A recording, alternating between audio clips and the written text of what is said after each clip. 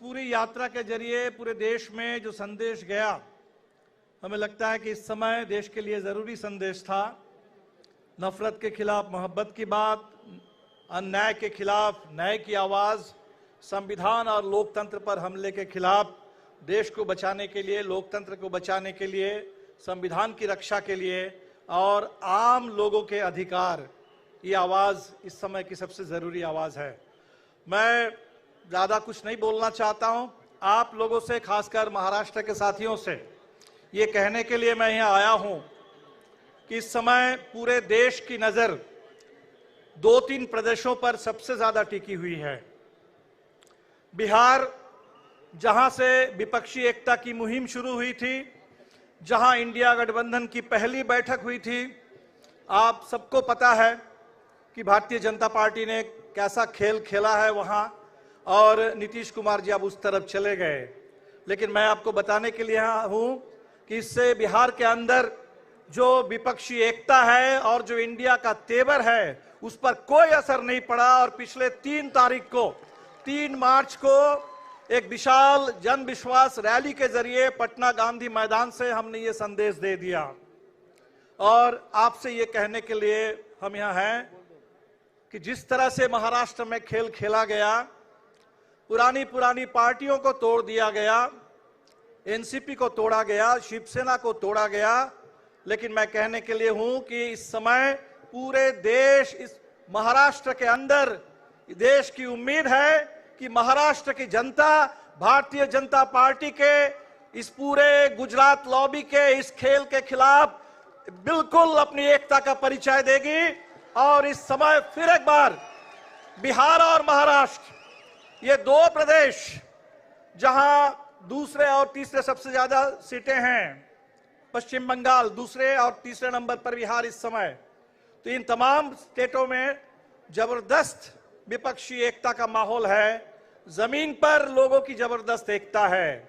इस एकता को बुलंद रखिए और हर कीमत पर एक वोट से जो खेल खेला गया, इलेक्शन बॉन्ड के जरिए, इलेक्टोरल बॉन्ड, इलेक्टोरल ट्रस्ट, इसके जरिए हम देख रहे हैं कि पूरे देश में पैसे का खेल, पूरे पैसा बोल रहा है।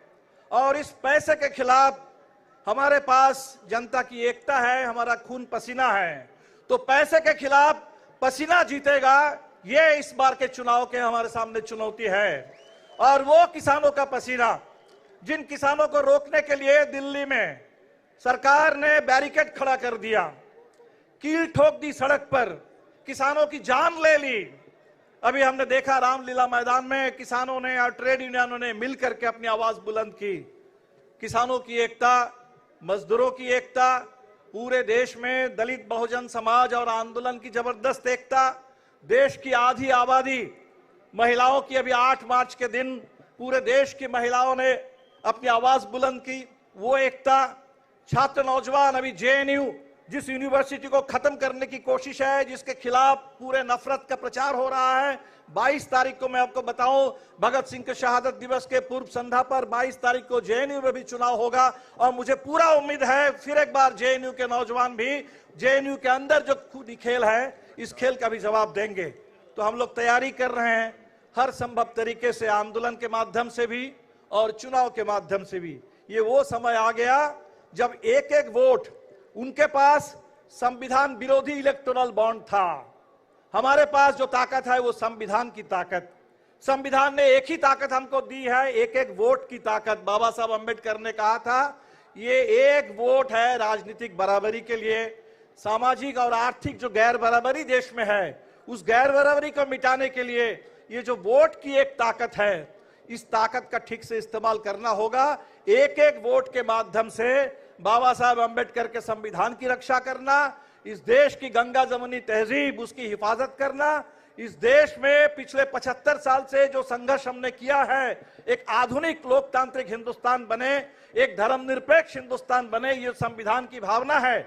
जिस भावना को तोड़ने के लिए नागरिकता संशोधन कानून के जरिए पूरे देश में गरीबों को नागरिकता से बेदखल करने की साजिश हो रही है, इस साजिश के खिलाफ हमारा एक वोट इस आवाज को बुलंद करे।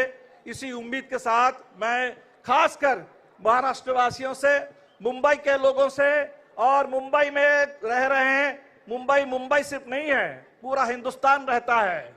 बिहार, उत्तर प्रदेश से लेकर के दक्षिण से लेकर के पूरे देश के मजदूर रहते हैं। आपके माध्यम से पूरे देश के मजदूरों को, किसानों को, देश के आम आवाम को, इंसाफ पसंद, तरक्की पसंद लोगों को हम ये संदेश देना चाहते हैं कि जो गांधी मैदान से आवाज बुलंद हुई, जो रामलीला मैदान में पिछले दिनों ट्रेड यूनियन और किसानों की सम्मिलित आवाज बुलंद हुई, आज इस शिवाजी पार्क से जो आवाज बुलंद हो रही है, ये आवाज एक ही आवाज है, देश को बचाने की आवाज, संविधान की रक्षा करने की आवाज, लोकतंत्र की रक्षा करने की आवाज। और 2024 के चुनाव में, ठीक जैसे 2004 के चुनाव में हिंदुस्तान ने उस इंडिया शाइनिंग का झूठा नारा, उसका भंडाफोड़ कर दिया था और वाजपेयी सरकार को जाना पड़ा था, 2024 के चुनाव में भी ये अमृतकाल के झूठे नारे, ये 2047 का जो सब्जबाग दिखाया जा रहा है, इसके खिलाफ पिछले 10 साल का हिसाब, जुमला नहीं, जवाब दो, हिसाब दो,